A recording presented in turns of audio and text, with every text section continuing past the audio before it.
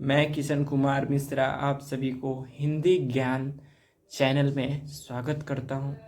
तो कल हम लोग स्वर वर्ण के बारे में पढ़ा था और स्वर वर्ण के कितने भेद होते हैं उसके बारे में पढ़ा था और इसके भेद का इसका स्पर्श इसका हर्ष स्वर हो गया था।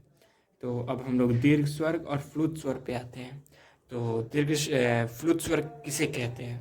तो वैसे स्वर्ण वर्ण जिसको बोलने में सबसे ज़्यादा समय लगे उसे फ्लुत स्वर कहते हैं। जैसे ओम, ओम को बोलने में ज़्यादा समय लग रहा है ओम, इसलिए ये फ्लुत स्वर हो जाएगा। ठीक है, अब आते हैं दीर्घ स्वर पे। दीर्घ स्वर पे आते हैं वैसे स्वर वर्ण जिसको बोलने में हर्ष स्वर के अपेक्षा हर्ष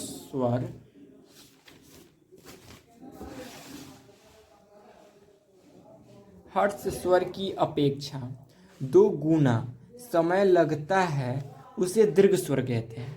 एक बार फिर से पढ़ते हैं। वैसे स्वर्ण वर्ण जिसे स्पर्श वर्ण से 2 गुना समय लगता है उसे दीर्घ स्वर कहते हैं। इसकी संख्या कितनी होती है? 7 होती है। जैसे कि आ, ई, उ, ए, ओ हो जाएगा। तो आप लोग मेन ये होता है, इसकी संख्या मेन होता है, तो इसकी संख्या हरदम याद रखिएगा। ये ज़्यादातर एग्ज़ाम में पूछा जाता है। आपसे एग्ज़ाम में ये डिफिनेशन नहीं पूछा जाता है, यही सब पूछा जाता है कि दीर्घ स्वर्ण की कितनी संख्या होती है। तो ये सब आपको मेन है, ये सब आप याद कीजिएगा। अब आते हैं व्यंजन वर्ण पे।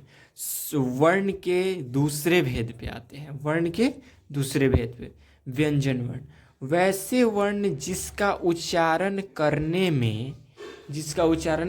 में स्वर्ण वर्ण की सहायता लेनी पड़े उसे व्यंजन वर्ण कहते हैं। इसकी संख्या 33 होती है। एक बार बढ़िया से समझते हैं। वैसे वर्ण जिसका उच्चारण करने में, मतलब कि वैसा वर्ण जिसको बोलने में स्वर्ण वर्ण की सहायता लेनी पड़ती है। जैसे में ये स्वर्ण वर्ण का सहायता लेता है, इसीलिए इसे व्यंजन वर्ण कहते हैं। इसकी संख्या कितनी होती है? तो 33 होती है। इस सब की संख्या आप लोग याद रखिएगा। जैसे में कवर्ग, चवर्ग, टवर्ग, पवर्ग, तवर्ग, पवर्ग।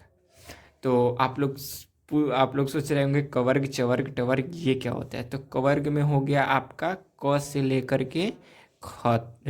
लेकर के अंग तक। चवर्ग में हो जाएगा आप लोगों का च से लेकर के यह तक। टवर्ग में हो जाएगा आप लोगों का ट से लेकर के न तक।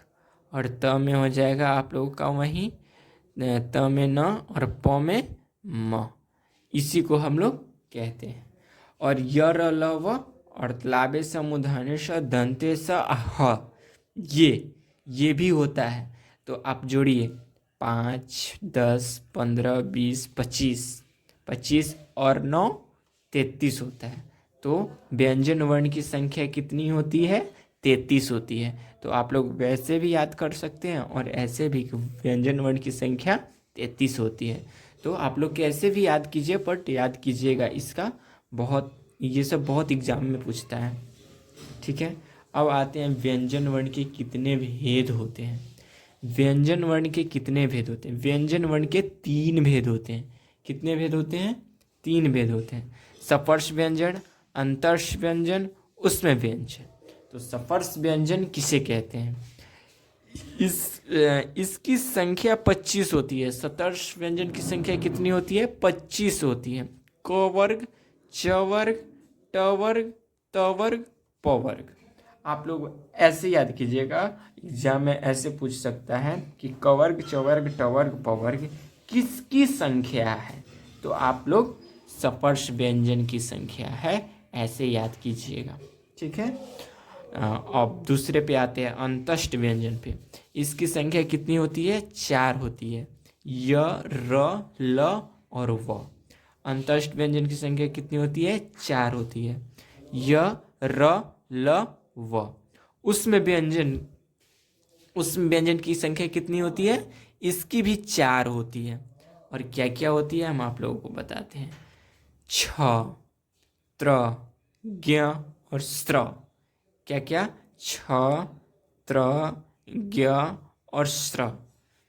फ और स जोड़िएगा तो आप लोग का छ आ जाएगा। त्र त्र त्र बोलिएगा त और र का हेल्प लिया जा रहा है, उसमें त और र का मदद लिया जा रहा है तो त्र बन रहा है। तो आप लोग ऐसे बोल के जोड़ सकते हैं, जोड़ के लिख सकते हैं। ज्ञ, ज और य से ज्ञ, स्र, स और स्र। अगर आप लोगों को समझ में आया हो तो आप लोग कॉपी नोट कर सकते हैं, नहीं आया तो आप लोग कमेंट पे हमसे पूछ सकते हैं। जय हिंद, जय भारत, गुड नाइट।